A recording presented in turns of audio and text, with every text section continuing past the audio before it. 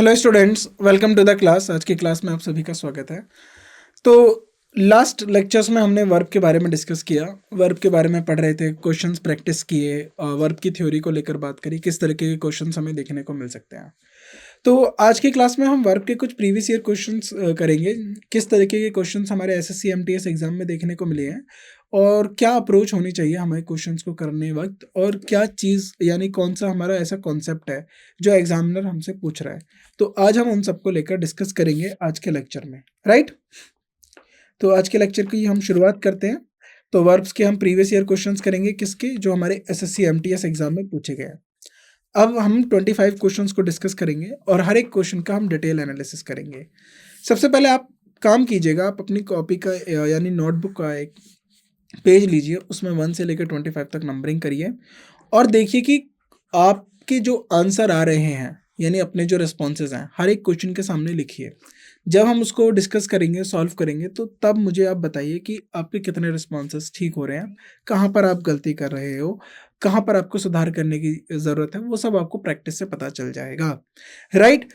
सो बढ़ने से पहले मैं थोड़ा सा आपको वर्ब को लेकर बता देता हूँ, वर्ब होती क्या है, किस किन बातों का हमें ध्यान में रखना चाहिए वर्ब को लेकर, राइट। जैसे कि वर्ब, अब वर्ब क्या है, मैंने आपको बताया कि वर्ब जो होते हैं वो हमारा एक्शन वर्ड होता है। अगर मैं वर्ब की बोल दूंगा तो एक्शन वर्ड्स हो जाएंगे, राइट। अभी हम सिर्फ कॉन्सेप्ट को देखेंगे, ये सिंगुलर प्लूरल अभी हम नहीं करते हैं, एक्शन वर्ड होते हैं ये, या फिर आप स्टेट कह सकते हो, स्टेट को बताते हैं। अब ये जो एक्शन और स्टेट मैंने यहाँ पर दो वर्ड लिखे, ये किसके एक्शन और स्टेट की बात करता है सेंटेंस में। सबसे पहले बात, सेंटेंस के दो पार्ट होते हैं, एक तो होता है हमारा सब्जेक्ट और दूसरा होता है हमारा प्रेडिकेट। Predicate, right. तो सब्जेक्ट क्या होता है, सेंटेंस के बारे में, यानी किसके बारे में सेंटेंस में बताया जा रहा है, तो वो हमारा हो गया सब्जेक्ट। किसके बारे में बताया जा रहा है, सब्जेक्ट के बारे में क्या बताया जा रहा है, वो हो गया हमारा प्रेडिकेट। तो ये जो एक्शन होता है ना, ये हमारे प्रेडिकेट का पार्ट होता है। यानी कहने का मतलब ये है कि जो हमारा सेंटेंस है उसमें जो सब्जेक्ट है, उस सब्जेक्ट के एक्शन और स्टेट के बारे में आपको कौन बताएगा, वर्ब बताएगा। अब वर्ब के भी मैंने आपको दो टाइप बताए, ट्रांजिटिव होता है, इनट्रांजिटिव। तो इनट्रांजिटिव होता है, तो ट्रांजिटिव जो वर्ब होती हैं उनके ऑब्जेक्ट्स होते हैं, और जो इनट्रांजिटिव वर्ब्स होती हैं इनके ऑब्जेक्ट्स नहीं होते। मेनली ये हमारे लिंकिंग वर्ब्स होते हैं, यानी जो सब्जेक्ट के कॉम्प्लीमेंट का काम करेंगे या फिर उसके बारे में और जानकारी हमें देने का बात करेंगे, राइट। और ट्रांजिटिव में भी दो हो जाते हैं हमारे, मोनोट्रांजिटिव और डाई ट्रांजिटिव। मोनोट्रांजिटिव जिनमें सिंगल वर्ब होती है, डाई ट्रांजिटिव जिनकी दो वर्ब होती हैं। अब इसके साथ एक और कॉन्सेप्ट आता है नॉन फाइनाइट वर्ब्स का। नॉन फाइनाइट वर्ब्स का ये हम अलग से भी कवर करेंगे, लेकिन आपको थोड़ा सा पता होना चाहिए। नॉन फाइनाइट वर्ब्स के तीन पार्ट होते हैं, एक तो होता है हमें इन्फिनेटिव बोलते हैं, जिनको हम बोलते हैं 2+V1। ये वर्ब का ये एग्जैक्टली वर्ब वाला काम नहीं करते हैं, इनका रोल थोड़ा डिफरेंट होता है। एक होता है हमारा पार्टिसिपल, एक होता है हमारा जिरेंट। जो पार्टिसिपल, राइट, एक होता है हमारा जिरेंट, ठीक है। अब जरा ध्यान से देख लीजिए, जो नॉन फाइनाइट वर्ब्स में 2+V1 हो गया, तो इसमें 2+, जैसे to stop, to go, to go, ये वो वर्ब के जो हमारे रूल्स होते हैं, हेल्पिंग वर्ब और उसके साथ ये सब यूज होगा, वो नहीं होते, ये हमारी नॉन फाइनाइट फॉर्म होती है। पार्टिसिपल में क्या होता है, एक होता है हमारा पास्ट पार्टिसिपल जो वर्ब की थर्ड फॉर्म होती है, और एक होता है हमारा प्रेजेंट पार्टिसिपल जो वर्ब की आईएनजी फॉर्म होती है। ये दोनों एडजेक्टिव का काम करते हैं। सेम जिरंड में भी हमारी वर्ब की आईएनजी फॉर्म होती है, लेकिन ये सब्जेक्ट का काम करता है, यानी ये नाउन की जगह काम करेगा, ये नाउन की जगह काम करेगा। ये आपको बस याद रखना है, बाकी और जो डिटेल टॉपिक होगा वो हम नॉन फाइनाइट वर्ब्स के अंदर पढ़ लेंगे। आगे बढ़ते हैं। अब आपने जो 1 से लेकर 25 तक अपने नोटबुक पे क्वेश्चंस लिखे हैं, उनको पहले आप कंप्लीट कर लीजिए। आपके पास 5 से 10 सेकंड का टाइम है, जल्दी से आप उनको मार्किंग करिए। उसके बाद अपने रिस्पॉन्सेज करिए। जैसे क्वेश्चन नंबर 1 आपकी स्क्रीन पे है, तो आप इनका अपना खुद का जो भी रिस्पॉन्स है उसको करिए, उसको रिस्पॉन्स को बताइए कि क्या रिस्पॉन्स है क्या नहीं है। देन उसके बाद हम इसके आगे के जो क्वेश्चंस हैं, जो हम इनके आंसर हैं, उनको अटेंड करेंगे, राइट। चलिए फिर अब शुरुआत करते हैं क्वेश्चन नंबर 1 से। The secretary and the principle of the college, जो सेक्रेटरी हैं और जो प्रिंसिपल है कॉलेज के, आर अटेंडिंग, क्या अटेंड कर रहे हैं वो, the district development council meeting at the collectorate. तो कलेक्ट्रेट के यहाँ पर उन्होंने डिस्ट्रिक्ट डेवलपमेंट काउंसिल मीटिंग को अटेंड किया। किसने करा, सेक्रेटरी और प्रिंसिपल, यानी दो अलग अलग है, सेक्रेटरी भी है उस कॉलेज का और प्रिंसिपल भी है, दोनों ने मिलकर अटेंड किया। तो उसके लिए आ रहा है, यहाँ पर कोई प्रॉब्लम नहीं है, देयर इज नो एरर, बिल्कुल ठीक है।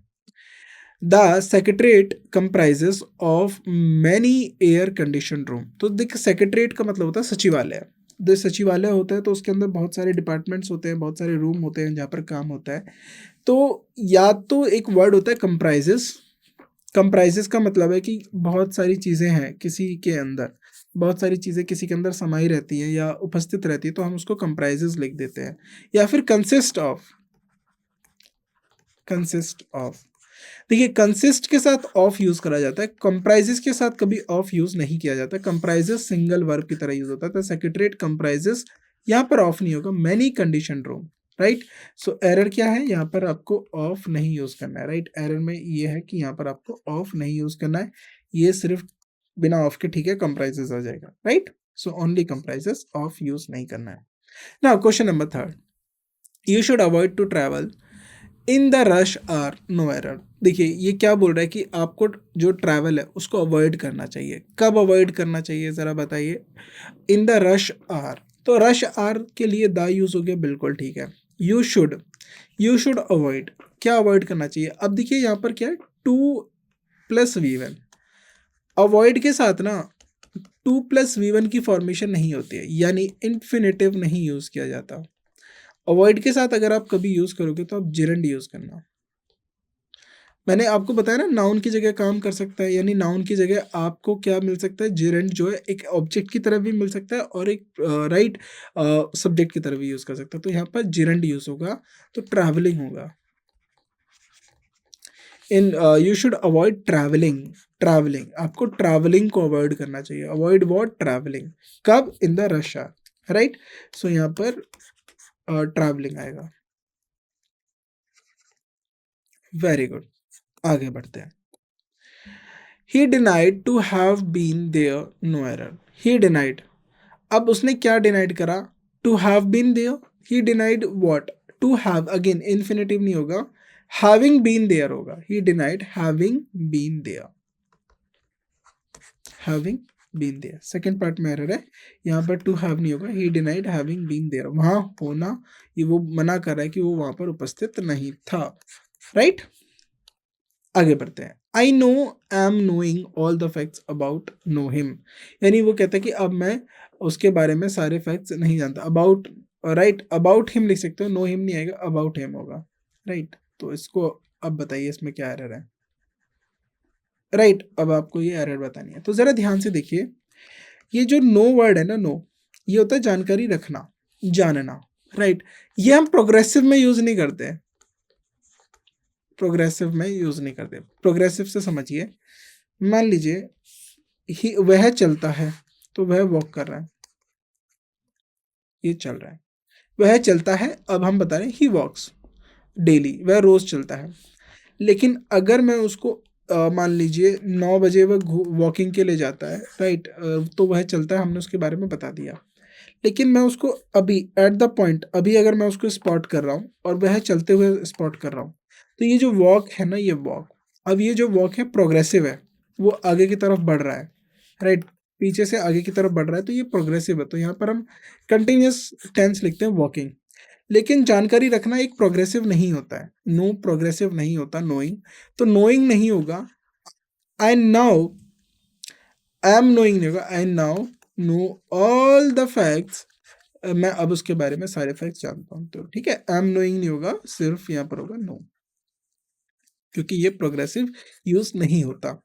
वेरी गुड, आगे बढ़ते हैं। Question number 6, a hot and a cold spring was found near of each other। देखिए, a hot and cold spring, देखिए स्प्रिंग मतलब झरना कह सकते हो, एक हॉट स्प्रिंग या फिर एक कोल्ड स्प्रिंग, नॉट झरना। क्या होता है एक्चुअली, एक इस तरीके के गड्ढे होते हैं, राइट। तो ये तो नॉर्मल है, मान लो सर्दी में है तो कोल्ड होगा, लेकिन जो अर्थ की जो हीट होती है जिसको हम बोलते हैं जियोथर्मल एनर्जी, जियोथर्मल एनर्जी की वजह से जो स्प्रिंग्स होते हैं वो कोई कोई स्प्रिंग्स गर्म होता है। अगर आपने स्कैंडिनेवियन कंट्री या नॉर्वे और इन सब के साइड देखा होगा, आइसलैंड के साइड कभी गूगल करिएगा तो यहाँ पर हॉट स्प्रिंग्स होती हैं। तो वो अर्थ की जो एनर्जी होती है, जियोथर्मल एनर्जी होती है, उसकी वजह से वहाँ का जो पानी है वो हॉट होता है। तो यहाँ पर बोला जा रहा है कि दोनों स्प्रिंग, एक हॉट भी है, कोल्ड स्प्रिंग जो है वो एक दूसरे के पास मिली थी। तो यहाँ पर ये दो हैं, a hot spring and a cold spring. तो यहाँ पर हॉट एंड कोल्ड को अलग, एडजेक्टिव्स को अलग रख दिया, लेकिन स्प्रिंग यहाँ पर दो हैं, तो वॉज नहीं होगा, वर होगा, क्योंकि यहाँ पर दो एडजेक्टिव है जो एंड के साथ सेपरेट किए गए हैं, राइट। तो यहाँ पर वर आएगा, वॉज की जगह क्या यूज होगा, वर यूज होगा। वेरी गुड, अगर आप इसको करेक्ट करेंगे। आगे बढ़ते हैं। Either of the roads lead to the park, no error. तो ये क्वेश्चन हमने पहले भी डिस्कस किया होगा, आपको मैं अभी भी बता देता हूँ क्योंकि ये प्रीवियस ईयर में भी पूछा गया है। मान लीजिए ये दो रोड है और ये इस पॉइंट पे आके कोई व्यक्ति खड़ा हो गया और उसने पूछा कि कौन सा रोड जो है पार्क के लिए जाएगा। अब इसने बोला कि आप कोई भी रास्ता चुन लीजिए, दोनों ही पार्क के लिए जाते हैं। तो ईदर का मतलब क्या होता है कि जब आपके पास दो ऑप्शन हो, ए और बी, और दोनों ऑप्शन करेक्ट हों और आपको कोई एक चूज करना हो इनमें से वन, तो जब आप वन चूज करेंगे तो वो सिंगुलर हो जाता है। तो ईदर जो होता है ये हमारा सिंगुलर होता है, नाइदर हमारा सिंगुलर होता है, क्योंकि हम दोनों में से किसी ऑप्शन को चूज ही नहीं करते, क्योंकि दोनों ऑप्शन जो है वो करेक्ट नहीं होते। तो यहाँ पर लीड नहीं होगा, तो ये हमारा सिंगुलर है, तो वर्ब भी हमारी सिंगुलर आएगी, यहाँ पर हो जाएगा लीड्स। Very good. तो यहाँ पर क्या हो जाएगा, लीड्स हो जाएगा, क्योंकि इधर हमारा क्या है, singular. Same goes to neither. अगर ये दोनों रोड नहीं जाते तो यहाँ पर लिखा जाता neither of the two roads leads to the park. इनमें से कोई सा भी रोड जो है पार्क में नहीं जाता है, आप गलत जगह पे हो, राइट। आगे बढ़ते हैं। Question number 8, the value of the dollar declines as the rate of inflation rises. देखिए अब बोला गया है रेज और राइजेस। देखिए रेज होता है अगर आप किसी चीज को उठा रहे हो तो रेज, रेज। अगर कोई खुद से उठ रहा है तो राइज। द वाटर, अपना तो वाटर लेवल नदी का राइज कर गया, रेज नहीं करा।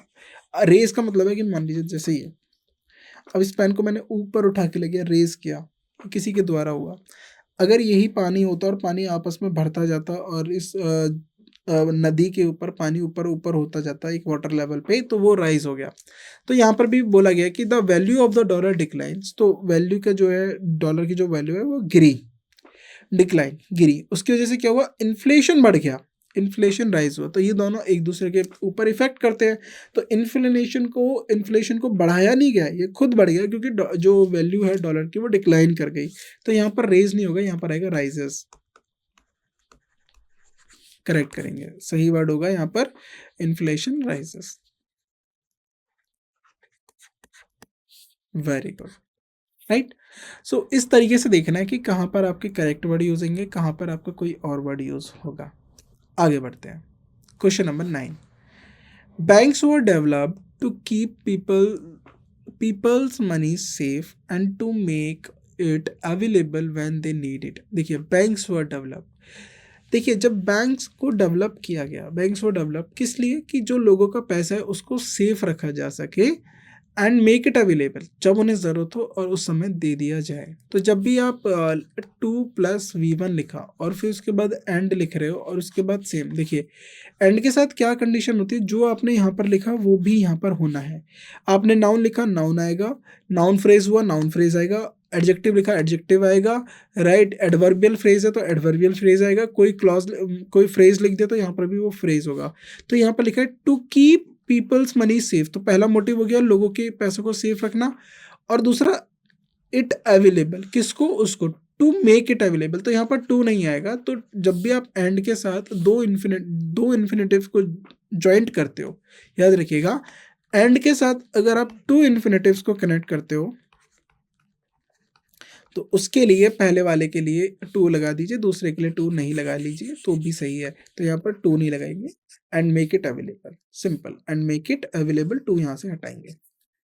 Next question, I meant nothing less than to compel you to come.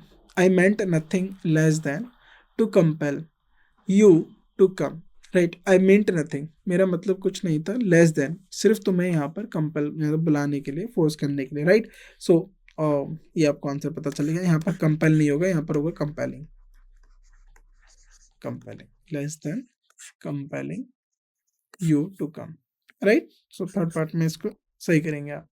He is capable to do this work within this stipulated period, यानी he is capable, देखिए to do नहीं होता, capable of होता है, capable किसी काम को करने में सक्षम, कैपेबल ऑफ डूइंग वर्क होगा, capable of doing this work, right. तो टू डू नहीं होगा, कैपेबल ऑफ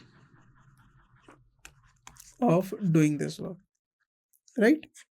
इसको करेक्ट करेंगे तो यहाँ पर होगा ही is capable of doing this work within this, जो हमारा स्टेपुलेटेड टाइम है, जो भी हमारा स्टेपुलेटेड टाइम है, उस पर्टिकुलर टाइम में वो कैपेबल है इस काम को करने में, right.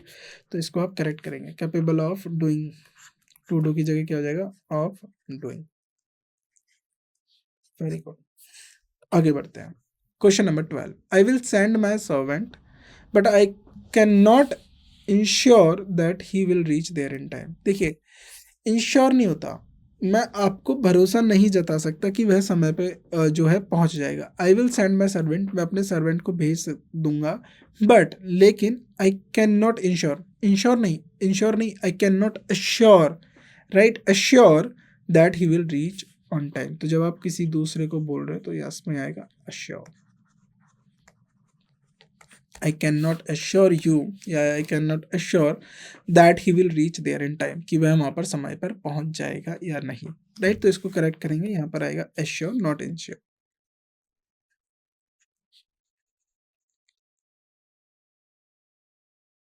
Very good.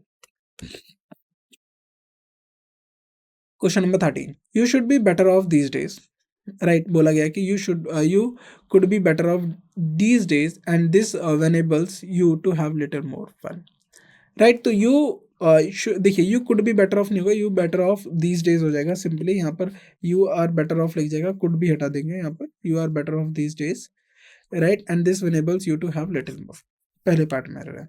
Now next question, I wish I am the richest person in the world in the whole wild world. देखिए, जब भी आप इस तरीके के क्वेश्चंस करते हैं, ये होते हैं हमारे कंडीशनल सेंटेंसेस। कंडीशनल सेंटेंसेस की क्या बात होती है, जब भी आप करते हो कि काश ऐसा होता, काश मैं ये कर पाता, काश मैं वो कर पाता, तो इन रियलिटी वो नहीं होता है, वो इन रियलिटी झूठ होता है, क्योंकि आप ऐसे नहीं हो, तभी आप ये बात कर रहे हो, तभी आप कंडीशन की बात कर रहे हो। तो जब ये काश वाली बातें होती है, ये गलत होती है। यहाँ पर आपको क्या करना है कि यहाँ पर आपको जब भी ऐसा सेंटेंस बनाए, आई विश, राइट, तो यहाँ पर आई विश आई वर होता, right, I wish I M नहीं होता, तो इसको आप पास्ट में लिखेंगे, आई विश आई वर, इसको करेक्ट करके यहाँ पर पास्ट में लिख देंगे, I wish I were the richest person, काश मैं दुनिया का सबसे अमीर पर्सन होता in the whole wide world, right. Now question number 15, the boy laid in the shelter for a long time before somebody came to rescue him. तो यहाँ पर बोला गया कि अब ये देखिए, अगर आप इसको बोलोगे तो ऐसे क्या सेंटेंस कैसे जाएगा कि वह लड़का बहुत समय तक शेल्टर में रहता था, राइट, बिफोर, किसी उसको रेस्क्यू करने से पहले, before somebody came to rescue him, तो लेड आएगा, लेड नहीं आएगा, यहाँ सेकेंड फॉर्म ऑफ वर्ब लगेगी lay, right. The boy lay not laid, lay रहता था, in the shelter for a long time, right, second form लगेगी ले, क्योंकि यहाँ पर किसकी बात हो रही है, पास्ट की बात हो रही है। वेरी गुड, आगे बढ़ते हैं। Question number 16, standing at the top of the hill the house below were hardly visible. अब क्या बोल रहा है, standing at the top of the हिल, तो यानी जो हिल है उसके ऊपर खड़ा हो गया कोई, right, at the top of the hill the house below were hardly visible, जो हाउस है, हाउसेज हैं, जो नीचे के जो घर हैं, वो मुश्किल से दिख रहे हैं। तो आप मुझे इसमें से एरर बताइए, क्या एरर है, राइट। स्टैंडिंग एट नहीं होता है, स्टैंडिंग ऑन होता है, सिंपल सी एरर थी, standing on the top of the hill, right. So ये हमारी क्या है, ये हमारी प्रीपोजिशनल एरर है, प्रीपोजिशनल एरर। तो मैंने लिखा होगा वर्ब प्लस प्रीपोजिशन, ये आपको प्रीपोजिशन के अंदर मैंने पढ़ाया है, आप वहां पर इसको देखें अच्छे से। Now question number 17, scenes from the film had to be censored before it was released. देखिए सीन अब जी को मतलब सेंसर का मीनिंग बता देता हूँ। यहाँ पर जो वर्ड है सेंसर, सेंसर्ड का मतलब होता है जब भी कोई फिल्म बनती है उसको सेंसर बोर्ड के द्वारा दिखा जाता है सबसे पहले, क्योंकि सेंसर बोर्ड ही बताता है कि इस फिल्म में ऐसे सीन जो हैं वो सोसाइटी के लिए ठीक रहेंगे, कि वो किस तरीके के जो सीन्स हैं वो सोसाइटी पे कैसा इम्पैक्ट करेंगे। तो ये हमारे सेंसर बोर्ड का काम होता है, उन सीन्स के बारे में बताना, उनके बारे में जानकारी देना। तो scene from the scene had to be censored before it was, तो यानी अब बोला गया कि वो जो सीन है उसको कट कर दिया जाए, उसको सेंसर्ड कर दिया जाए, यानी उसको दिखाया ना जाए, तो हैड टू बी सेंसर्ड। तो ये जो वर्ड है ना ये गलत है, यहाँ पर ओ आएगा, सेकंड पार्ट में एरर है, यहाँ पर had to be censored. Very good. Next question number 18। I take great pleasure to welcome you to this institution. I take great pleasure. Right. अब टू वेलकम यू होगा या वेलकमिंग यू होगा to this institution, ये आप मुझे जल्दी से बताइए। तो इसमें कोई एरर नहीं है, ये बिल्कुल ठीक है।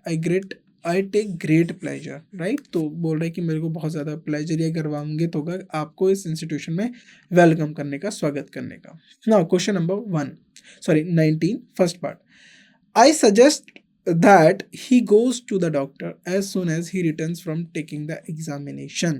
अब देखिए यहाँ पर आप मुझे बताइए, I suggest that, मैंने उसको सजेस्ट किया क्या, that he goes to the doctor as soon as he returns, right. तो जल्दी मुझे बताइए इसका क्या आंसर होगा। I suggest that he goes to the doctor as soon as he return, कहाँ पर, फ्रॉम द एग्जामिनेशन। तो पहले आप अपना आंसर मार्क कर लीजिए, फिर हम इसके बाद इसको डिस्कस करते हैं, राइट।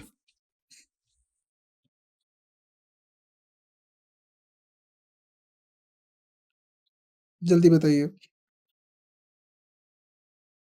देखिए सिंपल सा आंसर है इसका, जब भी आप सजेस्ट करते हो तो सजेस्ट के बाद बोलते हो ना कि you should do this, you should not do this, तो यहाँ पर लिखा है आई सजेस्ट दैट, मैंने उसको सजेस्ट किया, क्या सजेस्ट किया, you should go to the doctor या he should go to the doctor, यहाँ पर आएगा should, right, he should go to the doctor. क्योंकि आप जब भी सजेस्ट करते हो, रिक्वेस्ट करते हो, तो शुड के साथ करोगे। सेकंड पार्ट में आ रहा है, इसे आप ठीक करेंगे। In spite of the roadblock, the guards allowed us to enter the restricted area to search for our friends। देखिए in spite of, despite और in spite यानी बावजूद इसके, तो in spite of the roadblock guards allowed us, तो guard ने क्या करा, allow us, उनको अलाउ किया, कहाँ पर करा, allow us enter। अब कहाँ एंटर करो, enter the restricted areas, area to search, किसके लिए करा गया, सर्च करने के लिए, उनके दोस्त को, उनको दोस्त को सर्च करने के लिए। तो अलाउ अस टू एंटर होता है, अलाउ अस टू एंटर, प्रवेश करने के लिए। तो इस पर सही करो, इसको एंटर की जगह टू एंटर करो, right. Now neither of the two children said their prayer before going to be bad. तो जब भी आप प्रेयर करते हो ना, प्रेयर को आप ऑफर करते हो, you are offering a prayer, right. जैसे हम कहते हैं प्रार्थना करते हैं, तो यहाँ पर क्या होता है, ऑफर करते हो प्रेयर को, तो यहाँ पर ऑफर्ड आएगा, पहले तो ऑफर्ड आएगा और उसके बाद देयर नहीं होगा। मैंने आपको बताया नाइदर को हम सिंगुलर ट्रीट करते हैं, सिंगुलर, राइट। नाइदर को कैसे ट्रीट करोगे आप, सिंगुलर ट्रीट करोगे, तो इसको आप क्या ट्रीट करोगे, सिंगुलर। सिंगुलर करोगे तो देयर भी नहीं आएगा, सेड भी नहीं आएगा, ऑफर्ड हिज प्रेयर। अब यहाँ पर हिज हर कोई भी हो सकता है, तो सेकंड पार्ट में एरर है, ये नहीं आएगा, टू नहीं आएगा, राइट। आगे बढ़ते हैं। The doctor advised me, Mr. Murugan, that because of his severe cramps, he should lay in the bed for a few days. The doctor advised. Doctor ने एडवाइस करा किसको, मिस्टर मुरुगन। क्या एडवाइस करा, दैट। देखिए यहाँ पर ये ना दैट के बाद ये he should lay in the bed for a few days. क्यों, because of his severe cramps, right. तो आपको बताना है क्यों एडवाइस करा, because of his severe cramps. तो इसका आंसर जल्दी बताइए क्या होगा। देखिए जब उसने उसको एडवाइस करा ना, ही शुड लाई, तो मैंने आपको ले नहीं होता है, ही शुड लाई, क्योंकि शुड के साथ क्या था, फर्स्ट फॉर्म V1, तो ही शुड लाई, बेड पे रुकना चाहिए, राइट। लाई, देखिए लेट, याद रखिएगा। He who was suffered most for the cause let him speak। तो यहाँ बोला गया है ही हु was suffered, यह वह है जिसने सबसे ज्यादा सफर किया है। क्या सफर किया? अब जल्दी से इसका आंसर दीजिए। ही हु वॉज सफर्ड, ये वह है जिसने सबसे ज्यादा क्या करा है? सफर किया है। किसके लिए? For the cause let him speak, right. इसमें कोई एरर नहीं है, बिल्कुल ठीक है। ये नो एरर इन इट, ये बिल्कुल ठीक है। Now I don't want to lose it, तो ये गलत वर्ड है। लूज इट, खोना। ये लूज का मतलब होता है ढीलापन, ढील दे देना, और लूज का मतलब होता है खो देना, राइट। इसको करेक्ट करेंगे। Now question number 25, I use to go out to word earlier. I use to go out, तो यहाँ पर यूज होगा या यूज टू होगा? देखिए यूज टू का मैंने आपको बताया था, जब भी आप यूज टू लिखते हो, या तो कभी आप कोई अपनी एक्टिविटी बता रहे हो या कोई आप पास्ट की हैबिट बता रहे हो कि आपकी क्या पास्ट की हैबिट थी, तो यहाँ पर यूज्ड टू होगा, राइट। पहले पार्ट में एरर है। क्या करेंगे यहाँ पर? यूज की जगह क्या करेंगे? यूज टू होगा, राइट। तो यहाँ पर हमने काफ़ी अच्छे वर्ड्स को डिस्कस किया, और आई होप ये सारे वर्ड्स आपको, ये सारे क्वेश्चंस आपको आसान लगे होंगे। अब बात आ जाती है रिजल्ट की। जिन भी स्टूडेंट्स ने पूरे 25 क्वेश्चन सही किए, ऑल द वेरी बेस्ट। उनकी प्रिपरेशन अच्छी है, यानी उनके कॉन्सेप्ट भी अच्छे हैं और प्रैक्टिस भी अच्छी है। जिनके 20 से लेकर 24 तक है, मैं उम्मीद करता हूँ वो थोड़ा अपने कॉन्सेप्ट को देखें जहाँ जहाँ गलती हुई है, और अपनी प्रैक्टिस को बढ़ाएं। जिनके 20 से कम हैं, उन्हें अपने कॉन्सेप्ट्स पे प्रॉपर रिवीजन करने की ज़रूरत है, और ज़्यादा से ज़्यादा प्रैक्टिस करने की ज़रूरत है। तो ऐसे ही क्वेश्चंस हम आगे भी डिस्कस करेंगे, अगले टॉपिक्स में भी देखेंगे। तो कोशिश ये करिए कि आप अच्छे से चीज़ों को सीखें। जितना आप चीज़ों को सीखने का प्रयास करेंगे, उतना ज़्यादा आपको चीज़ें आएंगी, उतना ज़्यादा आपको प्रैक्टिस होगी। और वर्ग में जितने आपके प्रीवियस ईयर क्वेश्चन हैं उनको करिए, प्रैक्टिस क्वेश्चन है उनकी प्रैक्टिस करिए। रेगुलर प्रैक्टिस से ही आप अपने क्वेश्चन और अपने स्कोर को अच्छा कर पाएंगे, राइट।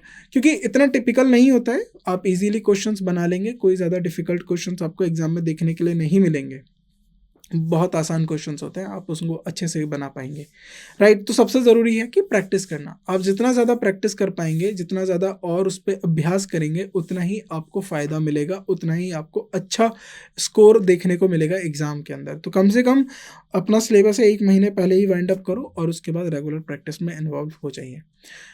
आज के लेक्चर के लिए बस इतना ही। नेक्स्ट लेक्चर में हम अपने अगले टॉपिक्स या जो भी क्वेश्चन हैं उनको डिस्कस करेंगे। बाकी की चीज़ों को हम अपने नेक्स्ट लेक्चर में डिस्कस करेंगे। आज के लिए बस इतना ही। Thank you so much.